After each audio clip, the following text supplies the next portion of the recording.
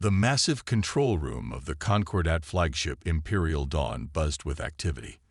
Hundreds of officers from various species worked at their stations, their 6 eyes, tentacles, or clawed hands moving across holographic displays. At the center of it all, Admiral Voss stood with his 4 arms crossed behind his back, staring at the main view screen. "Sir, we're picking up an unknown vessel entering Sector 7, reported Officer Dax, his green skin glowing slightly in the dim light. Admiral Voss waved one of his hands dismissively. "Probably just another trading ship from the Outer Rim. Follow standard protocol." "But sir," Dax continued, "this ship doesn't match any known design in our database, and the energy readings are unusual." This caught the Admiral's attention. The Galactic Concordat had ruled over 300 star systems for nearly 1,000 years. There were no unknown ships in their territory. Every vessel, from every one of the 15 spacefaring species in the galaxy, was cataloged and tracked. "Show me," Voss ordered. The main screen changed to display a sleek, almost simplistic vessel. It had none of the ornate designs of Concordat ships or the biological curves of the Rim species. Instead, it looked functional, almost crude, with visible thrusters and what appeared to be primitive weapon systems. "What species built this?" Voss asked, genuinely puzzled. Intelligence Officer Kell stepped forward.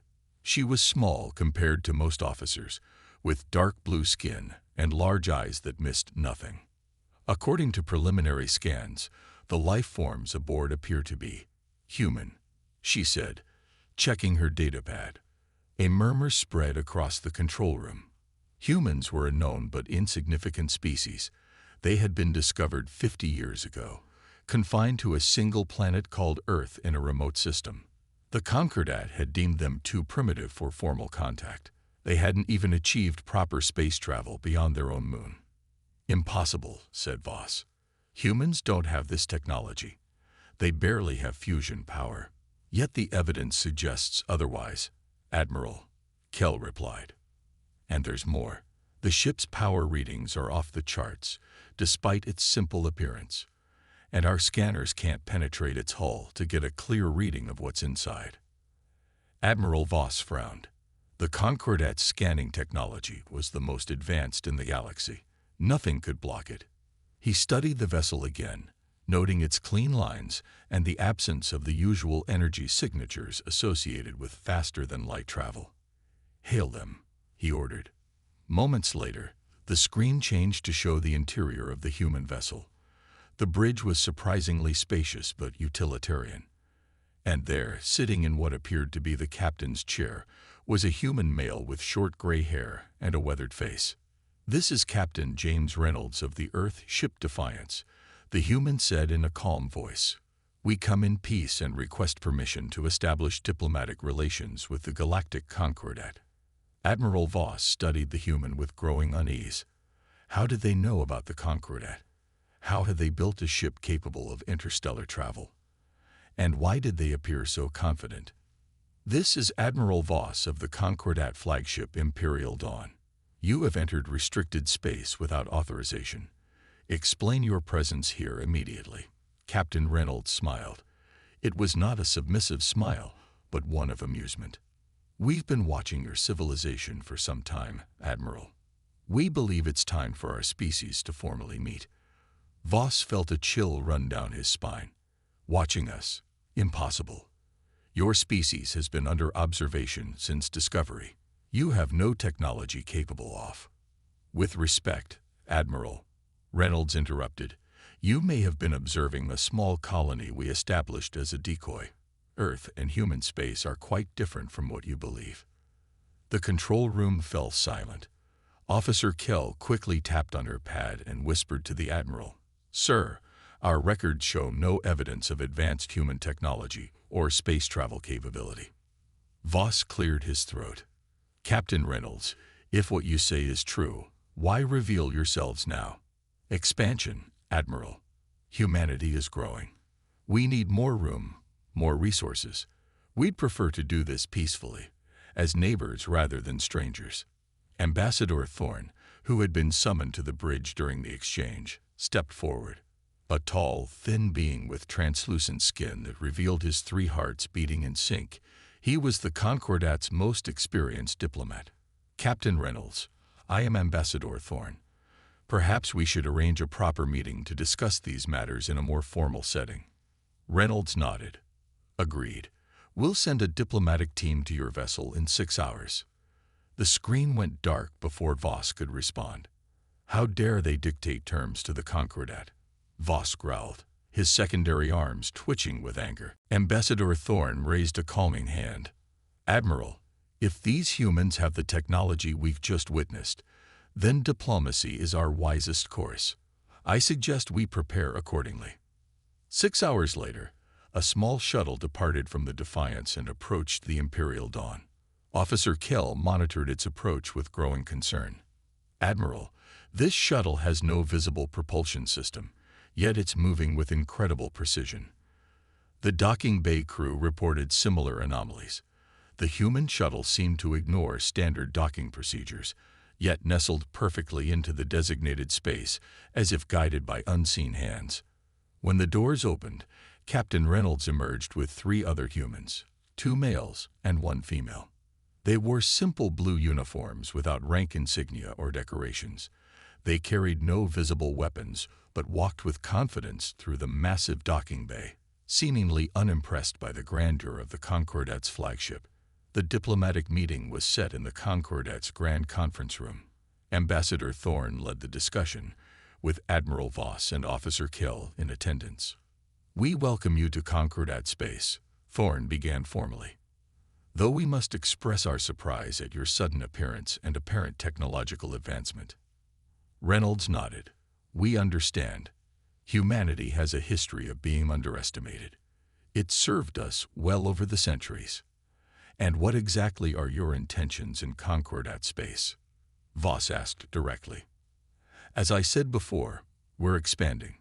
We've already established colonies in 12 systems along your outer territories. We're here to formalize our presence and establish trade relations." Voss nearly stood up in shock. 12 systems. That's impossible. Our patrols would have detected.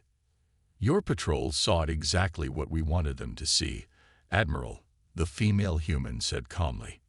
"We've been monitoring your technology for decades. Avoiding detection was simple." The meeting continued for hours, with the humans revealing just enough information to confirm their claims without exposing their technical secrets.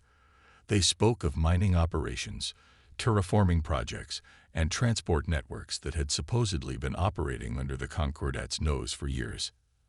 As the humans prepared to leave, Reynolds turned to Admiral Voss with a small smile. "We look forward to peaceful relations, Admiral. Humanity has no interest in conflict. We simply wish to take our place among the stars." After the humans departed, the Concordat leadership remained in stunned silence. "Could they be bluffing?" Voss finally asked. Officer Kell shook her head. "Their ship's capabilities are real. And if they've truly been hiding from us all this time, then everything we thought we knew about the balance of power in the galaxy has changed," Ambassador Thorn finished quietly. As the Defiance departed Concordat space the next day, its engines leaving no energy trail to follow, Admiral Voss gazed at the stars with new eyes. For the first time in his long career, he felt something he had never experienced before: fear of the unknown. The Galactic Concordat had just met its match, and they weren't ready for what would come next. 2 weeks after the Defiance had departed, the Concordat's High Council chamber was in chaos.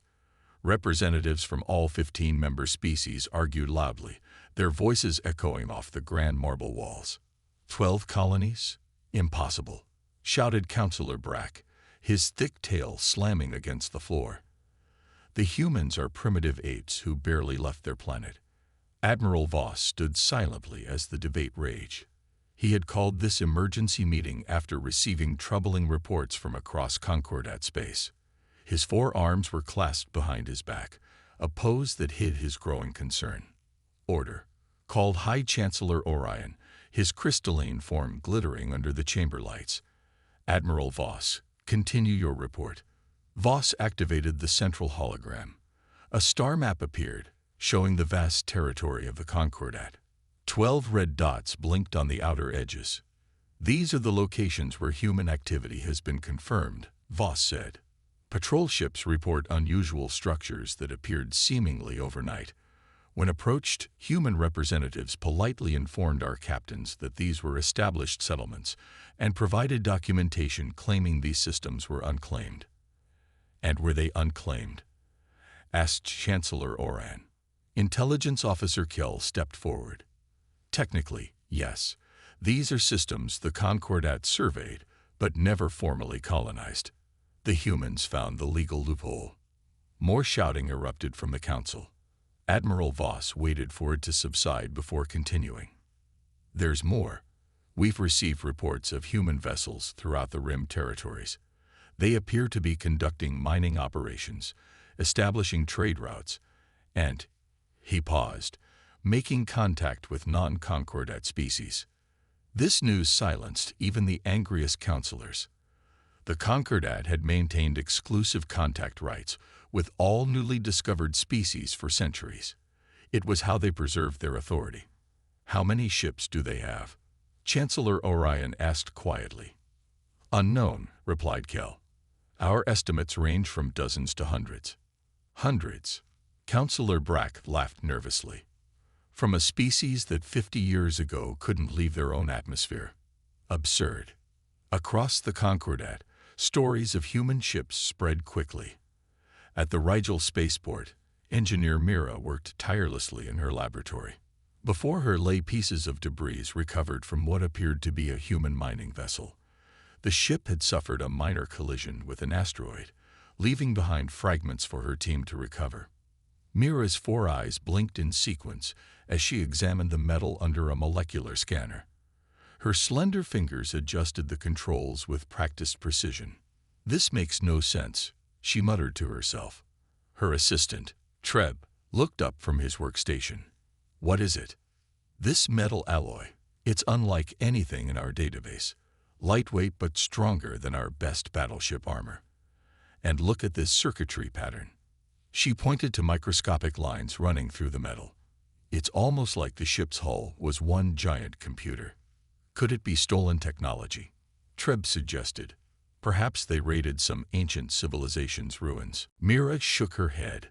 No, this is new, and the design philosophy is entirely alien to our own.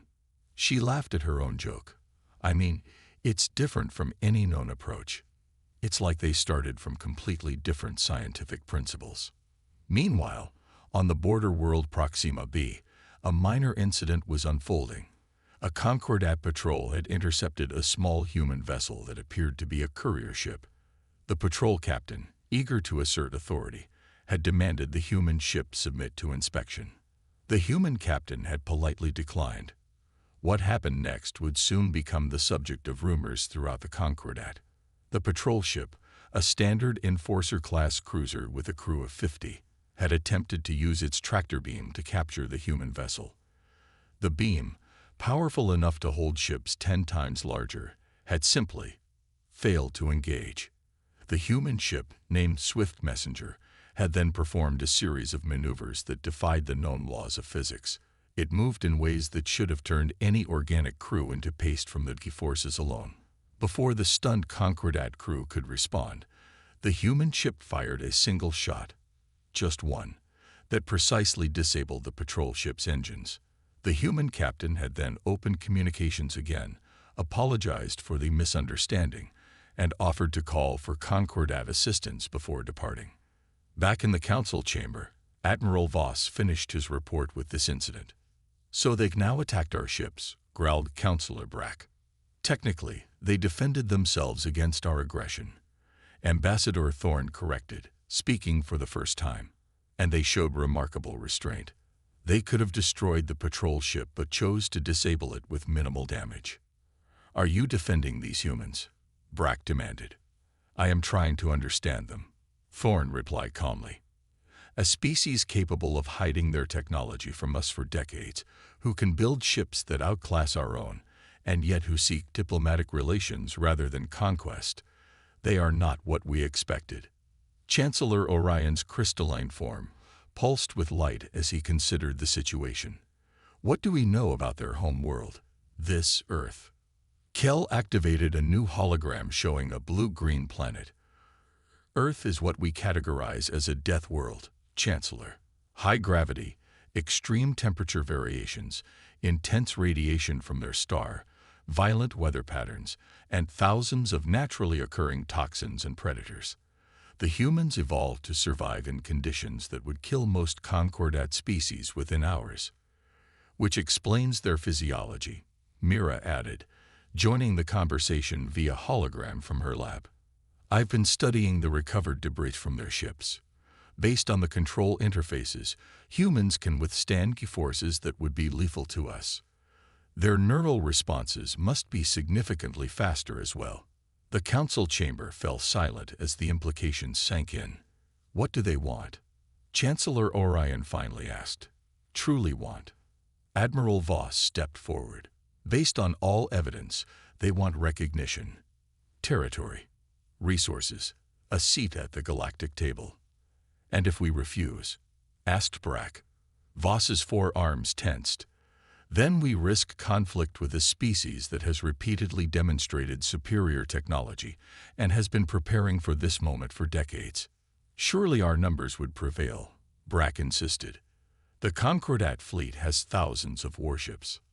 Mira's hologram flickered as she shook her head. Counselor, based on my analysis, a single human vessel could potentially neutralize a Concordat battle group. Their technology isn't just advanced. It's fundamentally different. Chancellor Orion rose from his seat, his crystalline body catching the light.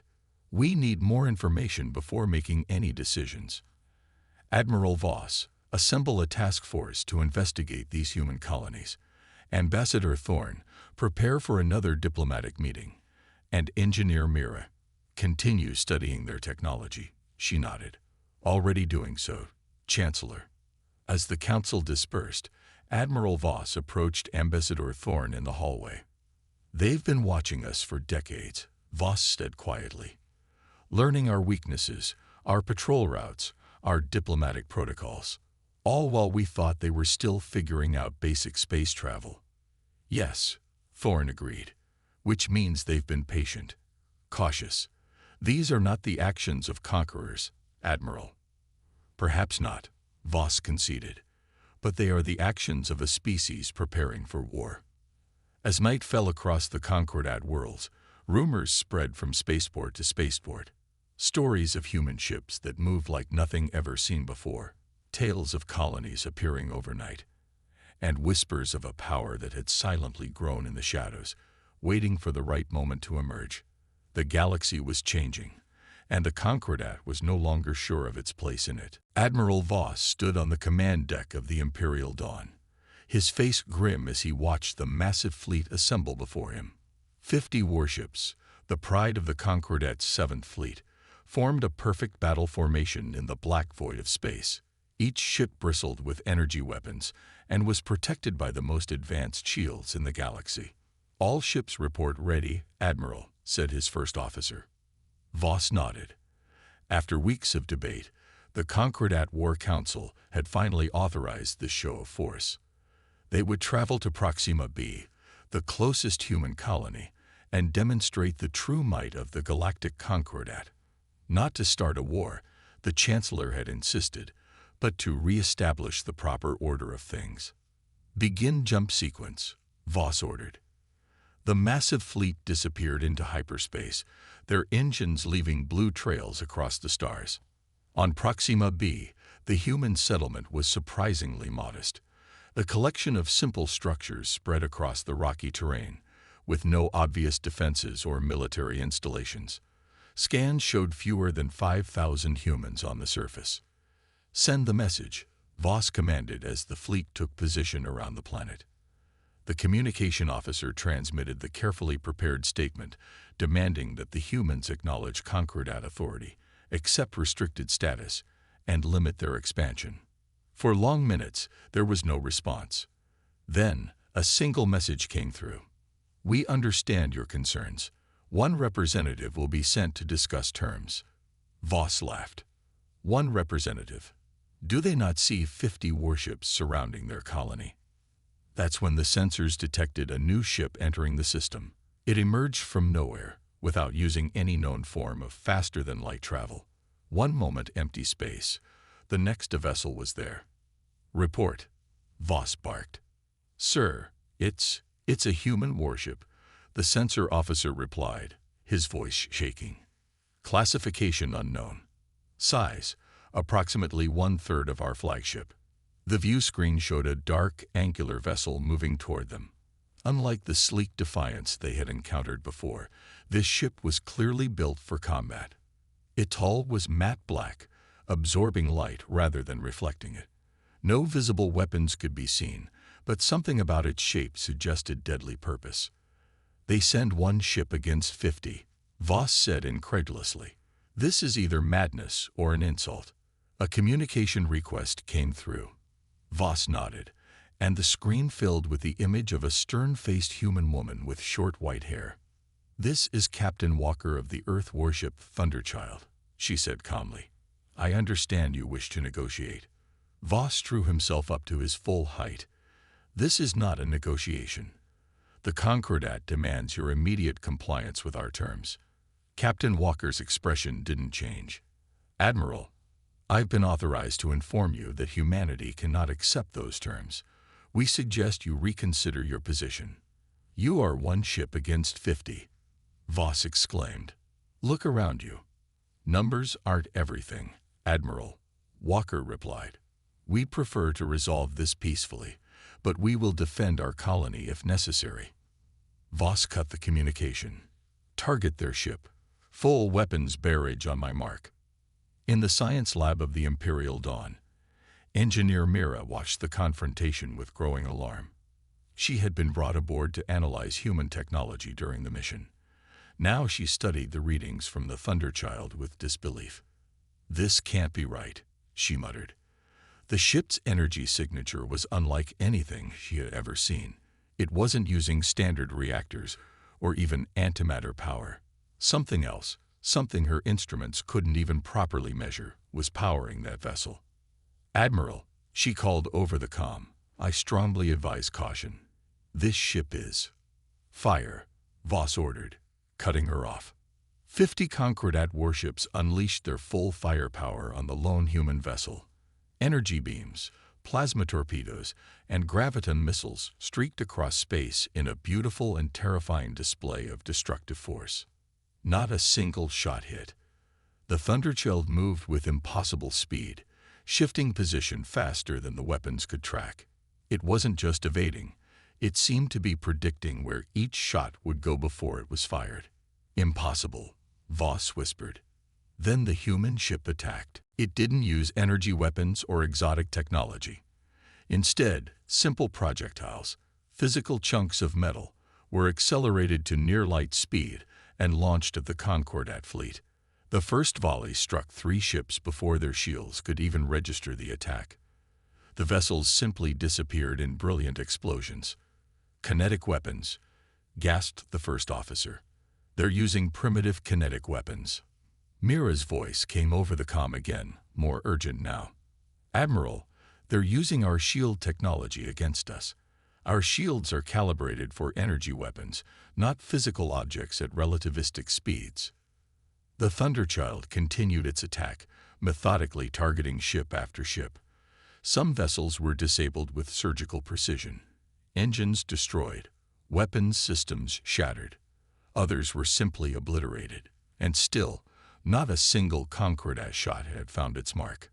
Evasive maneuvers, Voss ordered, but it was too late. In less than 10 minutes, half of the 7th Fleet was either destroyed or disabled. The remaining ships broke formation, panic spreading through their crews. And then, as suddenly as it had begun, the attack stopped. The Thunderchild hovered motionless among the debris of destroyed ships. Captain Walker's face appeared on the view screen again. Admiral Voss, this demonstration is complete. We have disabled 25 of your vessels and could easily destroy the rest. Instead, we will withdraw and give you time to reconsider your position. Humanity does not want war, but we will not surrender our independence." The screen went dark, and the human warship simply vanished. No engine flare, no jump to hyperspace. It was there one moment, and gone the next. Admiral Voss stared at the wreckage of his once proud fleet, his 4 arms hanging limply at his sides. "How?" he whispered. "How is this possible?" Engineer Mira appeared on the bridge, her face ashen. "Admiral, I've analyzed their attack pattern. They weren't just firing randomly. Each shot was precisely calculated to cause exactly as much damage as they wanted. No more, no less. They were toying with us," Voss realized. "No," Mira corrected. "They were sending a message. They could have destroyed us all, but they chose not to." Back in the Concordat capital, news of the disaster spread quickly. Emergency sessions of the High Council were called as reports came in from the surviving ships. Chancellor Orion's crystalline form pulsed with dim light as he addressed the stunned counselors. "It appears we have greatly underestimated the humans." Ambassador Thorne stepped forward. "Chancellor, I've received a message from the human government. They say they are still open to diplomatic relations and have submitted a revised proposal for mutual recognition." "Recognition," Counselor Brack sputtered. "They've destroyed half a fleet." "After we threatened their colony," Thorne pointed out, "and they could have destroyed all 50 ships but chose restraint." As the debate raged in the council chamber, ordinary citizens throughout the Concordat heard rumors of the battle. The impossible defeat of 50 ships by a single human vessel became the subject of fearful whispers and wild speculation. In his private quarters, Admiral Voss reviewed the battle footage again and again, searching for some explanation, some weakness he could exploit. But deep in his heart, he knew the truth. The Concordat had awakened something far more dangerous than they had ever imagined. The balance of power had not just shifted, it had shattered completely. "Infiltration successful," Agent Locks whispered into his communicator. The small Concordat spy had altered his appearance to look like a maintenance worker in the human colony on Proxima B. For 3 weeks, he had gathered intelligence on these mysterious beings who had so thoroughly humiliated the mighty Concordat fleet. Hidden in the maintenance tunnels beneath the colony's main square, Locks carefully placed listening devices and took samples of materials. His small size, barely reaching the knee height of an average human, made it easy to hide in spaces the larger species wouldn't notice. "Send the data package immediately," came the encrypted reply from his handler. Locks connected his collection device to the transmitter. In seconds, everything he had learned would be sent to Intelligence Officer Kell back at Concordat headquarters. In her secure lab, Kell watched the data stream in. Her blue skin seemed to pale as she processed what she was seeing. "This cannot be right," she muttered, checking the readings again. The door to her lab slid open, and Engineer Mira entered.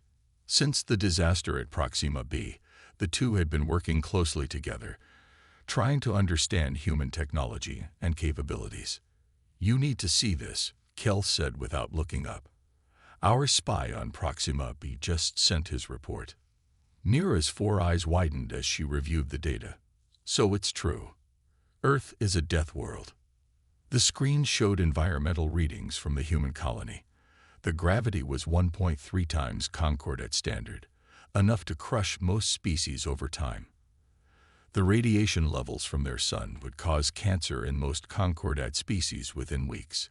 Even the air contained oxygen levels that would be toxic to many aliens. "And look at this," Kell continued, bringing up a new screen showing medical data. "Human bone density is 4 times greater than our strongest warriors. Their muscles can generate twice the force. Their nervous system processes information up to 3 times faster than ours in crisis situations. Evolution on a death world." Mira nodded. "It explains so much. Their ships aren't designed to protect them from space. They are designed by beings who already evolved to survive in hostile conditions." "There's more," Kell said, her voice dropping. Locke witnessed their training exercises. Humans regularly endure simulated conditions that would kill most species. They call it preparing for the worst. Mira leaned back, considering the implications. So their entire species has been shaped by survival against all odds. No wonder they approach technology and warfare differently. And history, Kell added, bringing up another screen showing historical records Locke had stolen. Their planet has been constantly at war with itself. Thousands of years of conflict. Tribe against tribe, nation against nation. They've been perfecting the art of warfare since before they discovered fire. Meanwhile, in the Concordat High Council chamber, the debate had turned ugly. Councillor Brack pounded his fist on the table. We cannot allow this humiliation to stand. We must gather our forces and crush these humans. Chancellor Orion's crystalline form dimmed slightly, showing his weariness. And lose more ships, more lives. The Thunderchill destroyed half our fleet without taking a single hit. Perhaps it was their only such vessel, Brack insisted. A prototype or... Unlikely, interrupted Admiral Voss, who had been uncharacteristically quiet since his defeat. Intelligence suggests they have at least a dozen warships of similar design, possibly more hidden throughout their territory. Ambassador Thorne, who had been reviewing diplomatic options, spoke up. The humans have sent another communication. They wish to send a representative to discuss terms. Terms? Brack sneered. They seek to dictate terms to the Concordat. I believe they seek to avoid unnecessary bloodshed, Thorne replied calmly. Chancellor Orion's form brightened slightly. We will hear them. Prepare the diplomatic chamber. 2 days later, a small human shuttle arrived at the Concordat capital. Unlike the previous diplomatic meeting, this one was not aboard a warship, but in the Grand Central Hall of the Concordat government. The message was clear. The humans were being treated as equals, not subjects. The human diplomat was a tall man named Jackson. He walked confidently into the hall, seemingly unbothered by the different gravity or atmosphere. He carried a simple data pad and wore what appeared to be a standard business suit rather than a formal diplomatic uniform. Thank you for agreeing to meet, Jackson began without the usual ceremonial greetings. I'll be direct. Humanity wants peace with the Concordat, but we will not compromise our independence or our right to expand into unclaimed systems. Chancellor Orion leaned forward. Your demonstration at Proxima B was most effective, Mr. Jackson. But it raises many questions about your species and your intentions. Jackson nodded. I understand. You're wondering why a species with our technology pretended to be primitive for so long. The answer is simple. We were watching and learning. Our history has taught us caution when meeting new civilizations. You feared us, Admiral Voss said, his voice tinged with bitterness. Not feared, Jackson corrected. Respected. The Concordat has ruled this sector for 1,000 years. We needed to understand if you would be friends or enemies. And what did you conclude? Asked Thorne. Jackson's expression remained neutral. We haven't decided yet. That's why I'm here. He activated his data pad, and a holographic map of the galaxy appeared between them. Various regions were highlighted in different colors. Our proposal is simple, Jackson continued. These blue regions are systems we've already colonized.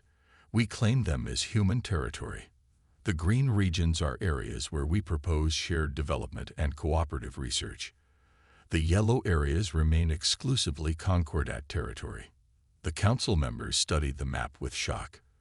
The blue regions, claimed human territory, included over 40 star systems, far more than the 12 they had admitted to previously. This is outrageous, Brack exclaimed. You claim territories the Concordat has surveyed, but not settled or developed, Jackson pointed out. Under galactic common law, which the Concordat itself established 300 years ago, unclaimed systems are open to settlement by any spacefaring species. You've been studying our laws as well, Chancellor Orion observed. Of course, Jackson replied simply. We've been studying everything about you. As the negotiations continued, intelligence from Agent Locks kept flowing to Kel and Mira. The two officers worked tirelessly to piece together a complete picture of humanity. They've been deliberately hiding their true technological capabilities, Mira said, examining the latest data. Even their colony on Proxima B is a facade. Underneath the simple structures are advanced facilities and technologies far beyond what they've shown publicly. Kel nodded. Psychological warfare. They want us to wonder what else they're hiding. The question is, Mira said slowly, just how advanced are they really? And what do they truly want? Back in the council chamber, the negotiations had reached an impasse. The terms Jackson proposed would fundamentally alter the balance of power in the galaxy, elevating humanity to equal status with the 1,000-year-old Concordat. As the session ended for the day, Admiral Voss approached Jackson privately. "Your proposal will be rejected," Voss said bluntly. "The Council will never agree to such terms." Jackson didn't seem surprised. "That would be unfortunate." "Is that a threat?" Voss asked, his forehands tensing. "No, Admiral. An observation. Humanity doesn't want conflict, but we've prepared for it. Have you?" As Jackson walked away, Voss made a decision. The humans had to be stopped before they grew any stronger.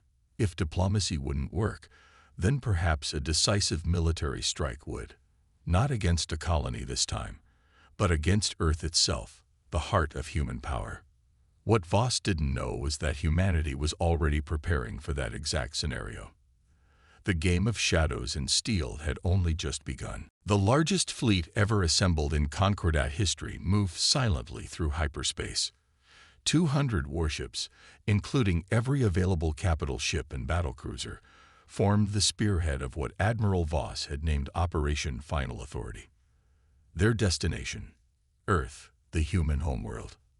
On the bridge of the newly commissioned super-dreadnought Concordat's Might, Admiral Voss stood watching the swirling colors of hyperspace. The ship was 3 times larger than any vessel previously built, armed with planet-killer weapons, and protected by experimental shield technology developed by engineer Mira based on what they had learned from the Thunderchild encounter. "Time to arrival?" Voss asked. 4 hours, Admiral, his first officer replied. Voss nodded. He had convinced the Council that a decisive strike was necessary, not to destroy humanity, but to demonstrate that the Concordat would not be dictated to by upstarts. They would target Earth's orbital defenses and military installations, forcing the humans to accept their proper place in the galactic hierarchy. Unknown to the Council, Voss had given secret orders. If resistance was significant, Earth itself would be targeted. The human threat would be eliminated once and for all. In her private lab aboard the Concordat's Might, engineer Mira worked frantically on her calculations. Something didn't add up about the human technology they had encountered. "You should be resting before the battle," Intelligence Officer Kel said, entering the lab with data files. "How can I rest when none of this makes sense?" Mira replied, not looking up from her displays. "The humans have been hiding their technology, yes, but there's something else. Something we're missing." Kel placed a data crystal on Mira's desk. This just came in from Agent Locks. He managed to access deeper files in the Proxima B colony's database. Mira's 4 eyes widened as she reviewed the new information. This changes everything. We need to speak to the Admiral immediately." But Admiral Voss had given strict orders not to be disturbed. The attack would proceed as planned. As the Concordat fleet neared the Sol system, sensors detected no unusual activity. No massive fleet waiting to meet them. No super weapons charging. Just a single orbital ring around Earth and what appeared to be standard defensive platforms. "This makes no sense," Voss muttered. "Where are their warships? Where is the Thunderchild?" A communication request came through. From Earth. Voss hesitated, then nodded. "Put it through." The main screen showed a familiar face, Captain Reynolds of the Defiance, the first human ship they had encountered. "Admiral Voss," Reynolds said calmly, "I see you've brought guests. 200 ships is quite the diplomatic delegation. This is not a diplomatic mission, Voss replied coldly. The Concordat has decided that humanity must be shown its proper place in the galactic order. Reynolds sighed. We tried to be reasonable, Admiral. We really did. The screen went dark. Weapons range in 30 seconds, reported the tactical officer. All ships, prepare tow. Voss began, but stopped as alarms blared across the bridge. Admiral, the sensor officer called out. The orbital platforms around Earth. They're activating. Target them first, Voss ordered. Sir, they're not weapons platforms. I don't know what they are. The seemingly simple structures around Earth began to glow with soft blue light. The glow expanded outward, forming a complex pattern that spread throughout the space between Earth and the approaching fleet. What is that? Voss demanded. Mira and Kel burst onto the bridge, out of breath. Admiral, you need to stop the attack, Mira shouted. The humans. They've mastered gravity manipulation technology. What? Voss turned to her. Those aren't defensive platforms, Kel explained quickly. They're gravity projectors. Agent Locks found references to something called Project Singularity in their database. Before Voss could respond, space itself seemed to distort around the fleet. Ships at the front of the formation suddenly lurched sideways, pulled by invisible forces. Warning alarms blared across all vessels as localized gravity wells formed and collapsed unpredictably. Evasive maneuvers, Voss ordered, but it was too late. The carefully organized fleet formation disintegrated into chaos. Ships collided with each other as they tried to escape the invisible gravity traps. Others found their hulls compressed by sudden increases in gravitational force, crumpling like paper toys. Voss watched in horror as a battlecruiser was torn apart, not by weapons fire, but by opposing gravity fields pulling it in different directions simultaneously. They're not even firing at us, he realized aloud. They're just changing the laws of physics around us. As the fleet struggled against the invisible enemy, a new signal appeared on sensors. Sir, a ship is approaching. It's the Defiance. The screen showed the familiar vessel moving leisurely through the chaos, completely unaffected by the gravity distortions that were tearing apart the Concordat fleet. Reynolds appeared on screen again. Admiral Voss, this demonstration is over. 80% of your fleet is either destroyed or disabled. The remainder cannot escape without our help. Do you wish to continue this attack? Voss stared at the devastating scene around him. The mighty Concordat fleet, defeated without a single shot fired. How? He whispered. The Defiance was never a diplomatic vessel, Admiral, Reynolds explained. It was our first-generation prototype for gravity manipulation technology. Everything you've seen. Our faster-than-light travel, our defensive capabilities, our weapons. They're all applications of the same technology. We control gravity itself. Mira stepped forward. That's why their ships moved so strangely. Why our weapons couldn't hit them. They were altering the space around them. Reynolds nodded. Precisely. Now shall we discuss terms of surrender? 3 days later, in the Grand Central Hall of the Concordat capital, the Treaty of Earth was signed. Humanity was recognized as an equal power to the Concordat. Shared territories would be jointly administered. Technology exchange programs would begin immediately, with humans sharing carefully selected innovations. Chancellor Orion, Admiral Voss, and other Concordat leaders stood alongside Captain Reynolds and human representatives as the galaxy watched. This is not the end of the Concordat, Chancellor Orion declared to his worried citizens. It is the beginning of a new era, one of cooperation rather than domination. Later, in a private meeting room, Reynolds approached Mira and Kel. Your analysis of our technology was impressive, he said. Few species grasped the fundamentals so quickly. We had good motivation, Mira replied dryly. Fear is an excellent teacher. Reynolds laughed. Indeed, that's why we've selected both of you for the first exchange program. You'll be the first Concordat citizens invited to study on Earth. Why us? Kell asked suspiciously. Because you saw what others couldn't, Reynolds explained. You looked beyond your assumptions. That's the kind of thinking we value. As Reynolds left, Admiral Voss entered the room, his posture showing his defeat. You two are going to Earth, he asked. Mira nodded. Someone needs to understand them better than we did before. Voss was quiet for a moment. Ask them something for me. Ask them why they waited so long to reveal themselves. They could have conquered us years ago.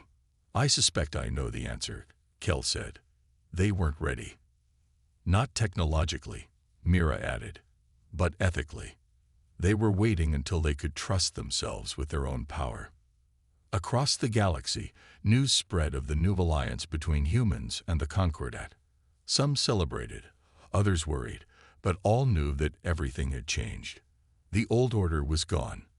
A new age had begun, shaped by a species that had emerged from their death world with the power to bend space itself, yet chose cooperation over conquest. And in orbit around Earth, the Defiance continued its patrol, a reminder that behind humanity's extended hand of friendship lay power beyond imagination.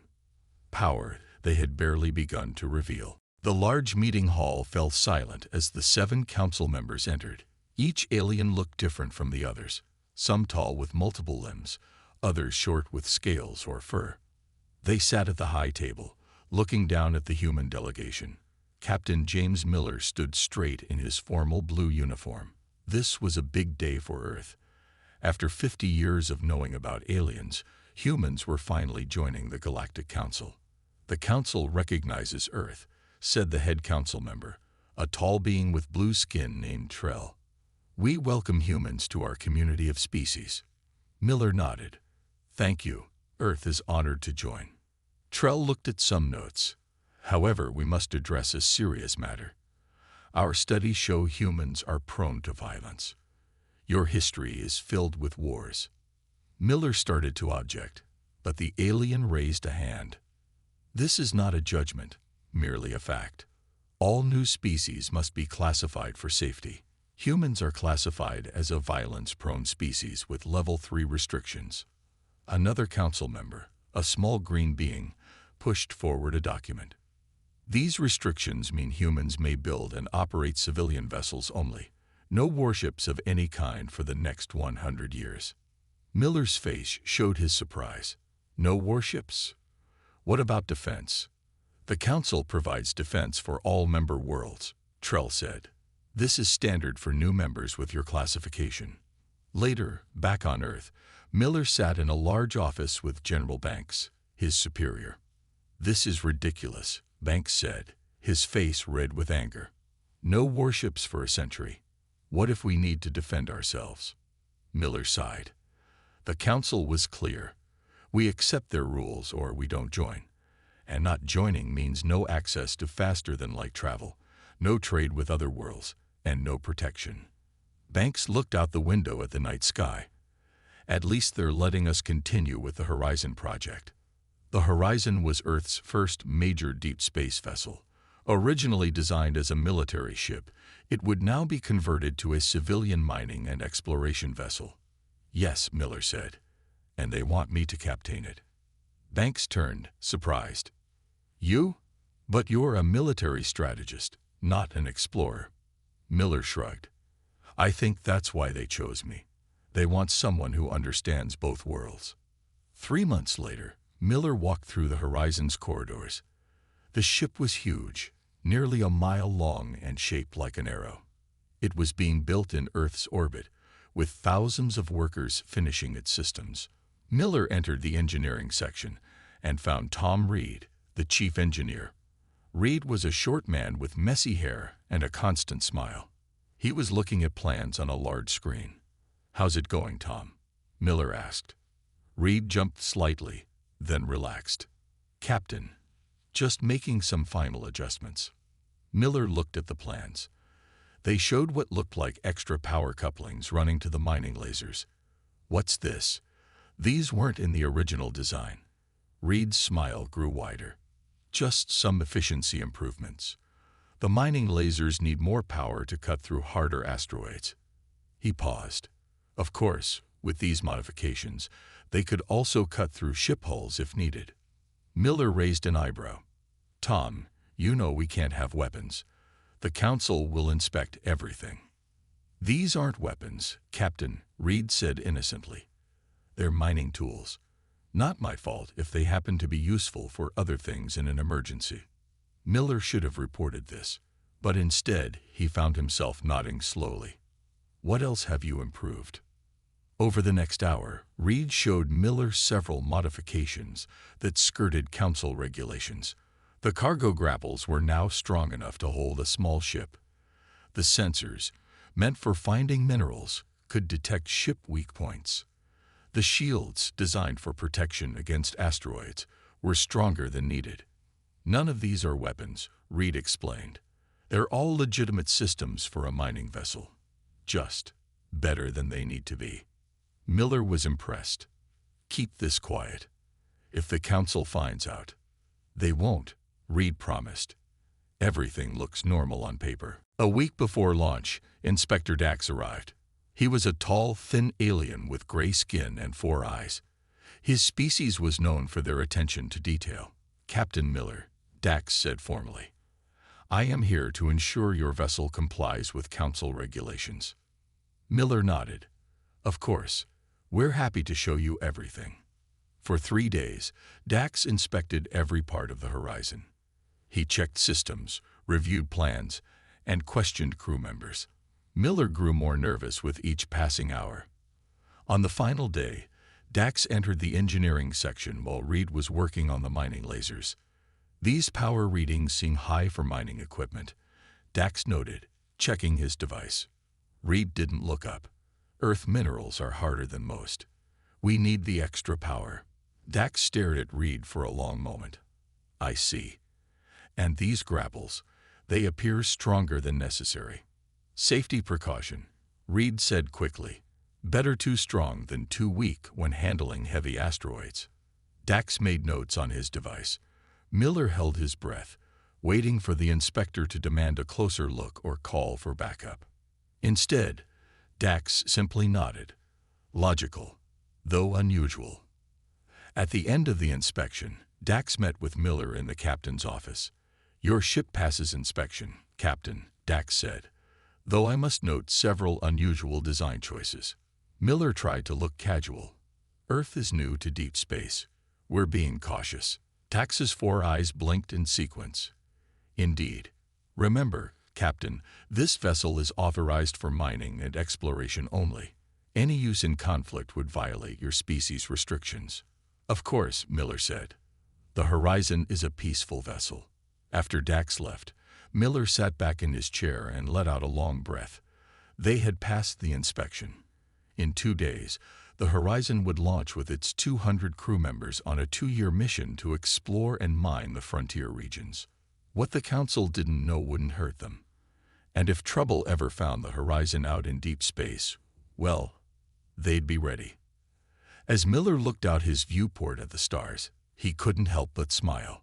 Humans weren't allowed to build warships, but nobody said they couldn't build a mining vessel capable of defending itself. The real test would come when they reached the frontier. 6 months into their mission, the Horizon had settled into a comfortable routine. The huge ship moved from asteroid field to asteroid field, mining valuable metals and minerals. Captain Miller had almost forgotten about the special features Engineer Reed had built into the ship. Miller sat in his command chair on the bridge, looking at reports.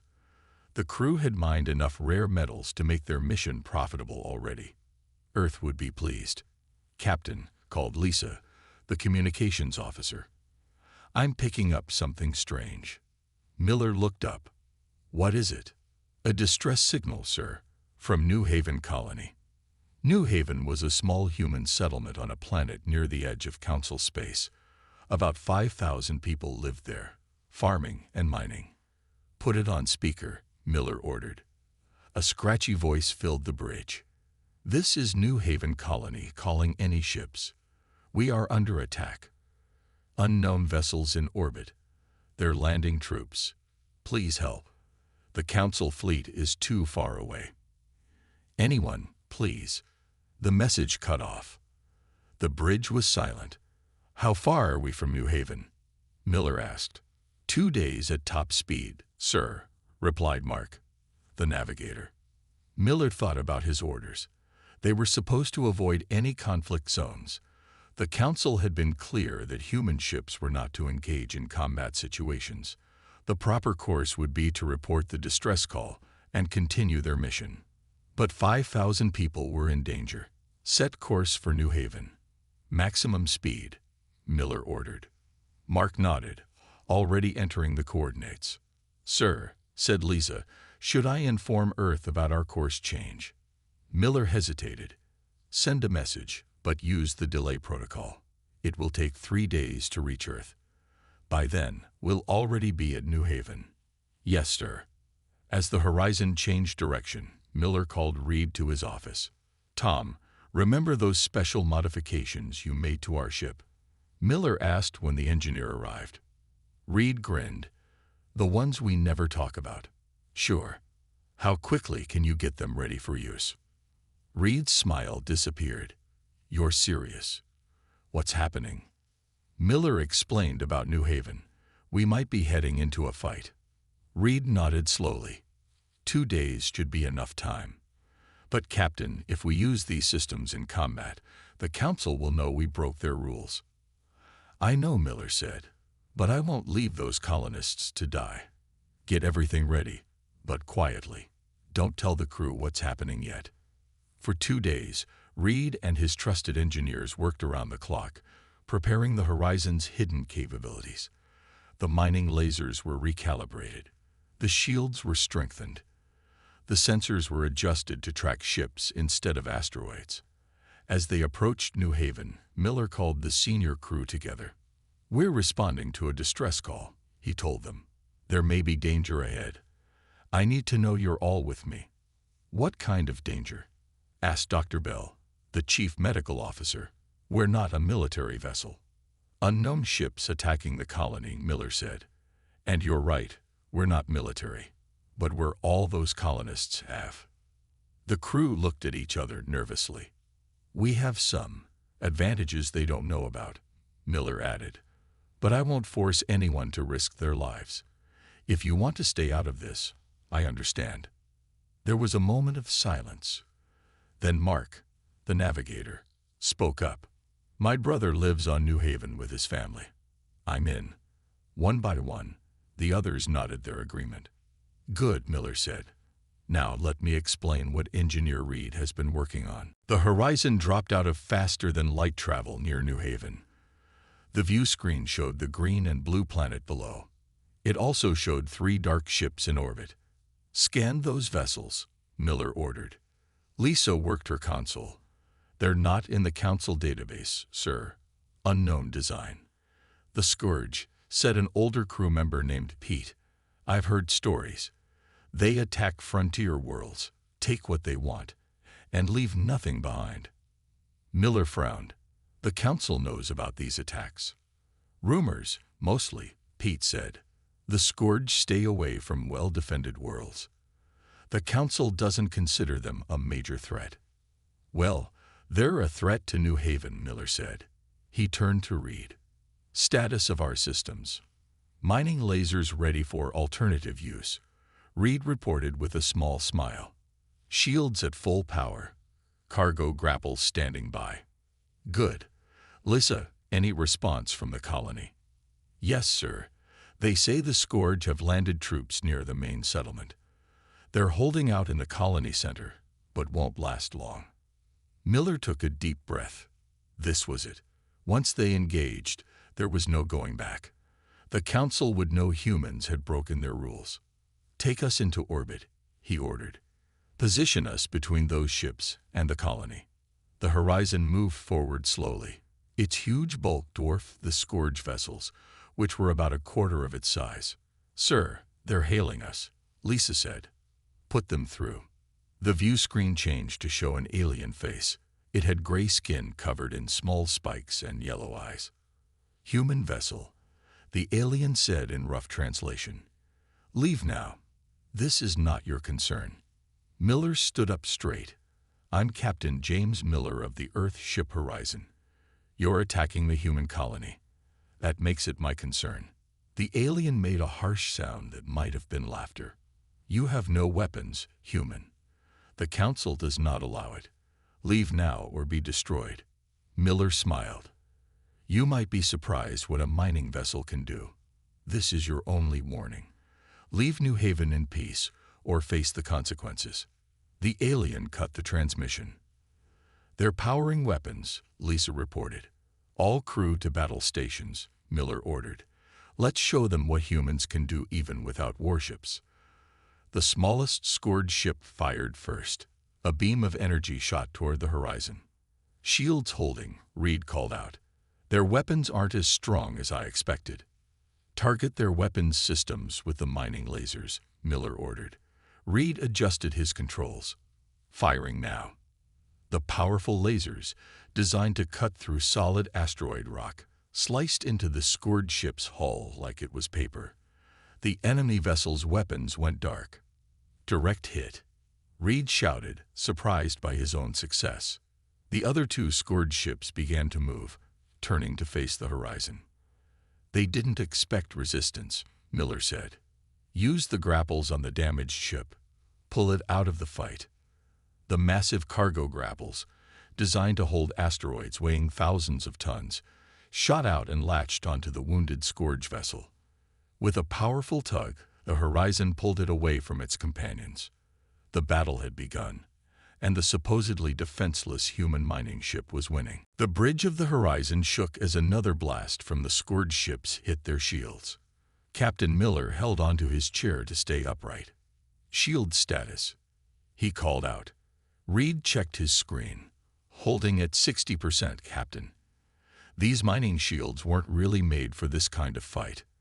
The Horizon had managed to disable one Scourge ship with their mining lasers and grapples, but the other two were proving more difficult. They had spread out, making it hard for the Horizon to target both at once. They're learning our tricks, Miller said. We need something new. Lisa called from her station. Captain, the colony is reporting that the Scourge ground forces are retreating to their ships. They didn't expect resistance in orbit. Miller nodded. That was good news, but they still had two enemy ships to deal with. Reed, what else do we have? Reed thought for a moment. The mineral detection system. It's designed to find specific elements in asteroids by analyzing their composition. How does that help us fight ships? Miller asked. Every ship has weak points, Reed explained. Places where the hull is thinner or where important systems are located. If I recalibrate the sensors, we could find those weak points. Do it, Miller ordered. Reed bent over his console, fingers flying across the controls. Got it. Sending the data to the weapons station now. Mark, who was handling the weapons, nodded. I see it. There's a spot near their engines that looks vulnerable. Target that spot with the mining lasers, Miller ordered. The Horizon's lasers fired, striking the exact point Mark had identified. The effect was immediate.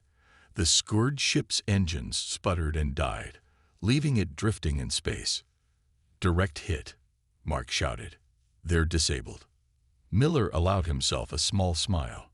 One more to go. Same trick. Reed shook his head. They're changing their shield frequency. The sensors can't get a good reading anymore. The last Scourge ship was circling the horizon, firing at different points, testing their defenses. What about the ore separator? Miller asked suddenly. Reed looked confused. The what? The magnetic ore separator. It pulls metal-rich ore away from worthless rock, right? Could we use it against their ship? Reed's eyes widened. That's actually brilliant, Captain. It's not designed for that, but the principles are the same. Their hull is metal. If we turn up the power high enough. Do it, Miller ordered. Reed hurried to adjust the controls. This will drain a lot of power from our systems. Shields will weaken. It's a risk we have to take, Miller said. On my mark. The Scourge ship came around for another attack run. Now, Miller shouted. Reed activated the ore separator at maximum power. A powerful magnetic field shot out from the horizon, invisible but incredibly strong. The effect on the Scourge ship was dramatic. It shuddered in space as the magnetic forces pulled on its hull, bending metal and disrupting its systems. "It's working," Reed called out. "Their weapons are offline." The Scourge ship tried to move away, but the magnetic field held it in place. "They're hailing us," Lisa said. "Put them through," Miller ordered. The alien commander appeared on screen again, but now his spiky face showed fear instead of confidence. "Stop," the alien demanded. "You are destroying our ship." "Withdraw your forces from New Haven," Miller said firmly. "Leave this system and never return." The alien hesitated, then nodded. "We agree. Release our ships." Miller looked at Reed, who shrugged. "We can't hold them forever anyway. The system will burn out soon." "Very well," Miller said to the alien. "We'll release you. But remember this, human colonies are not easy targets, even without warships." The alien's yellow eyes narrowed. "The Council will hear of this, human. You have broken their rules."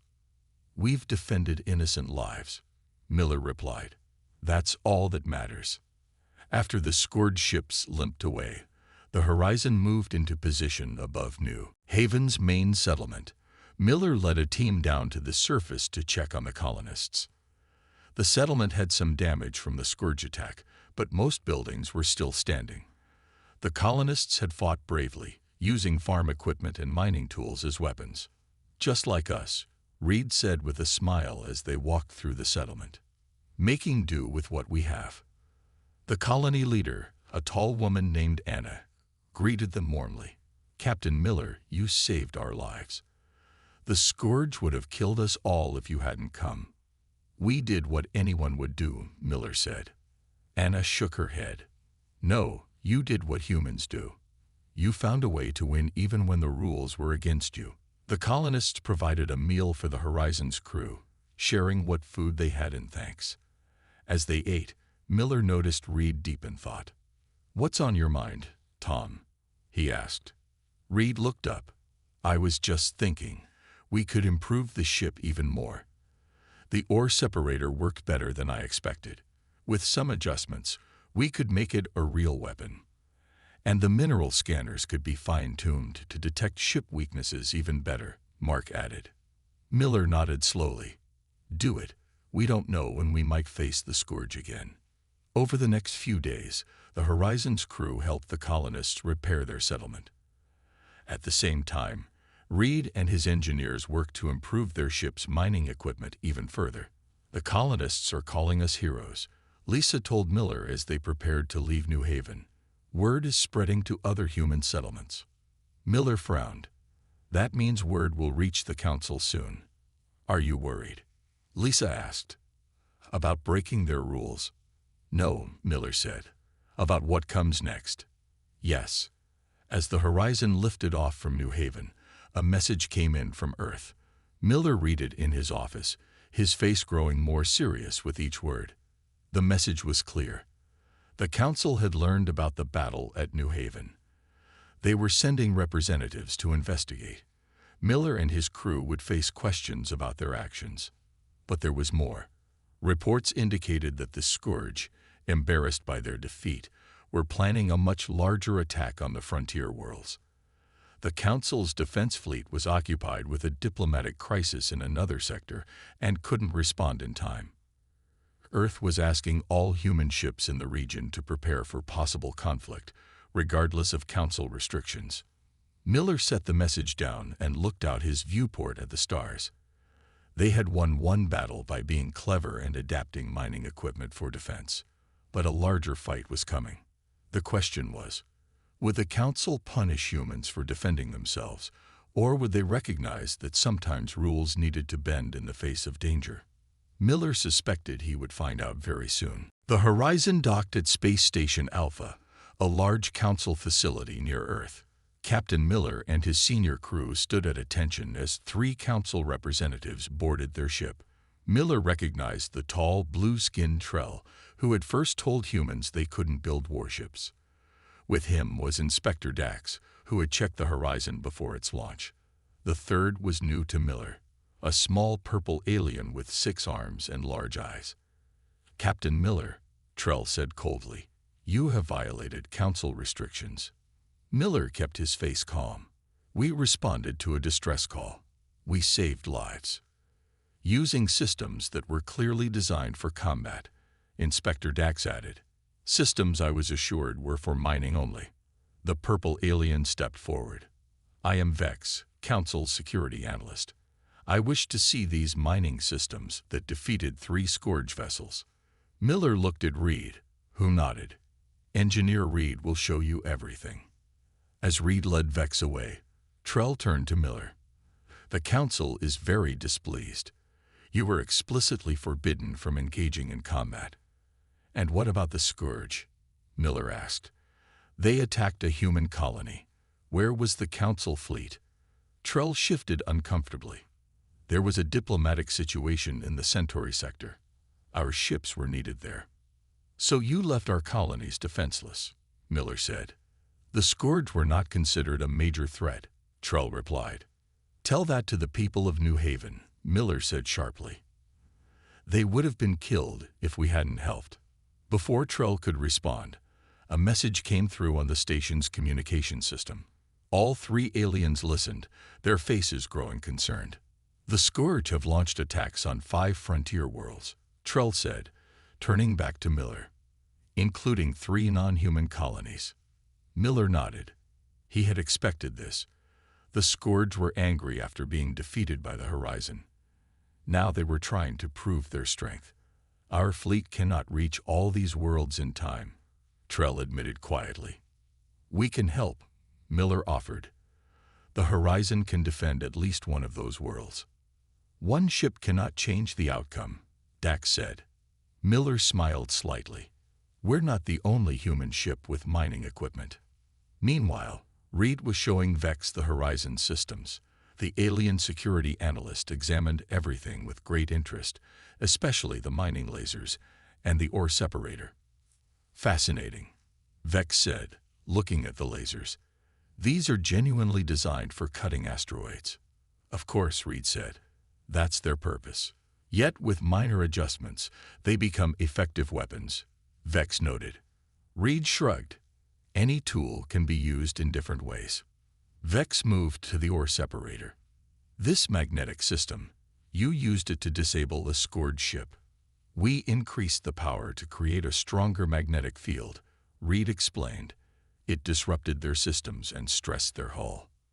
But it was built as mining equipment." "Yes, it separates metal-rich ore from worthless rock. Standard mining technology." Vex was quiet for a moment, his large eyes blinking rapidly. "You humans are most interesting. You found a way around our restrictions without actually breaking them." Reed wasn't sure how to respond to that. "Tell me, Engineer Reed," Vex continued, "could other human ships use these same adaptations?" "Any mining vessel with similar equipment could do what we did," Reed said cautiously. Vex made a sound that might have been a laugh. "I think I understand why some council members were so concerned about humans." In the station's conference room, the council representatives met with Miller and several officials from Earth. The mood was tense. "We have reviewed the situation," Trell announced. "The Horizon did use systems that could be classified as weapons." General Banks, who had traveled from Earth for this meeting, stood up angrily.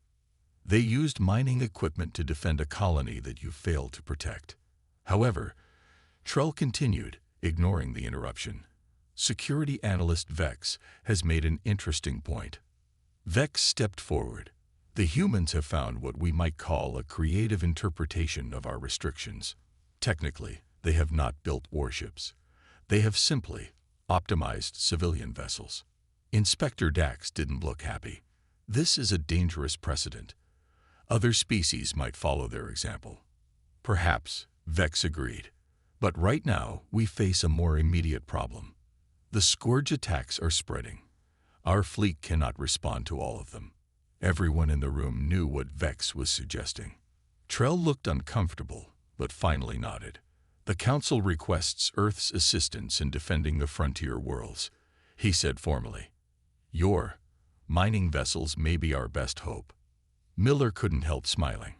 How many ships do you need? General Banks answered. We have 20 vessels similar to the Horizon, all with the same mining equipment. They could be ready within days.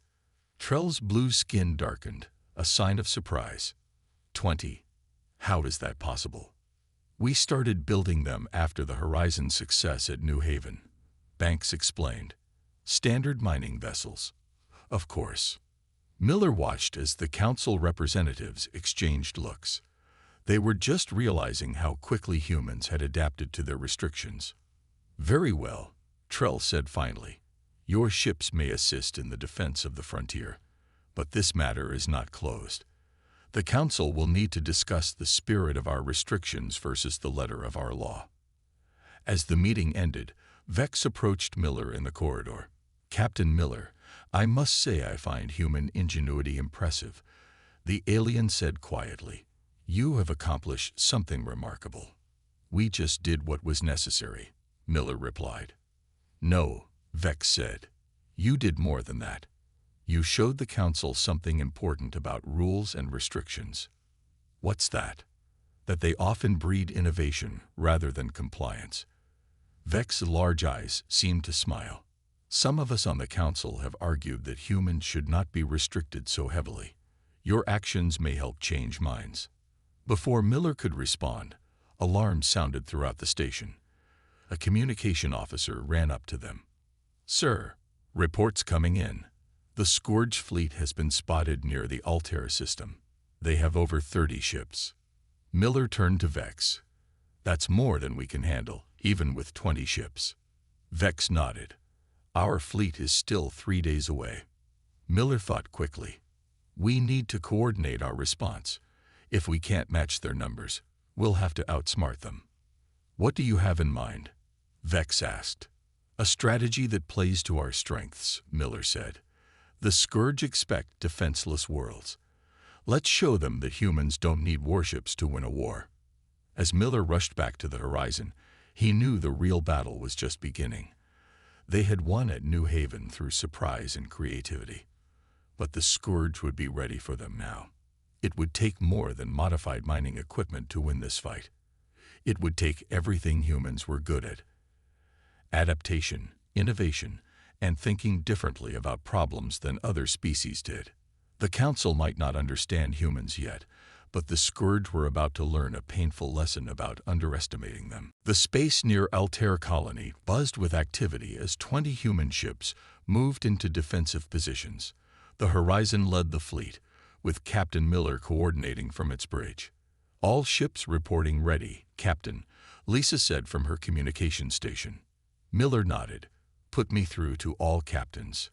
When the connection was made, Miller stood tall. This is Captain Miller. The Scourge fleet will arrive in 6 hours. They have more ships than us, but we have something better, human creativity. Each of your vessels has the same mining equipment as the Horizon. You know how to use it. Remember, we're not fighting just for human colonies. 3 non-human worlds are counting on us too. The captains' faces on the screen showed determination. They were all experienced miners and explorers, not soldiers, but they were ready to defend the frontier. Engineer Reed has developed new tactics based on what we learned at New Haven, Miller continued. Study them carefully. We'll form 5 groups of 4 ships each. Stay together, protect each other, and remember, we may not have warships, but we are still humans. Good luck. As the captain signed off, Vex entered the bridge. The Council security analyst had asked to join the Horizon for the battle. Your plan is bold, Captain, Vex said, but the Scourge have numbers on their side. Numbers aren't everything, Miller replied. They're used to attacking defenseless colonies. They've never faced an organized response from civilian ships. Reed joined them, holding a datapad. The new modifications are ready for all ships. The mineral scanners are now 50% more accurate at finding ship weak points. The ore separators can create targeted magnetic fields. And the mining lasers, well, they're still technically mining lasers, but much more efficient. Miller smiled. Good work. Now we wait. 5 hours later, the first Scourge ships appeared on their sensors. The human fleet held position, protecting the colony below. 35 Scourge vessels detected, Mark reported from his station. They're spreading out for an attack run. They're trying to surround us, Miller noted. Just as we expected. Signal all ships. Hold formation until my command. The Scourge ships drew closer, their weapons powering up. Then, suddenly, they launched their attack. Energy beams shot toward the human fleet from all directions. Now, Miller ordered. The 20 human ships activated their shields, which had been specially modified by Reed's team. The shields didn't just block the Scourge weapons. They reflected the energy back at the attackers. Several Scourge ships took damage from their own weapons. It worked, Reed exclaimed. The energy reflection is even better than I hoped. The Scourge fleet hesitated, confused by what had happened. Miller seized the moment. All groups, execute your assigned tactics, he ordered. The human ships split into their 5 groups, each targeting different sections of the Scourge fleet. Group 1, led by the Horizon, headed straight for the largest enemy vessels. Target their propulsion systems with the mining lasers, Miller commanded. The Horizon and its 3 partnerships fired their lasers at the exact weak points identified by their enhanced mineral scanners. The precision was perfect.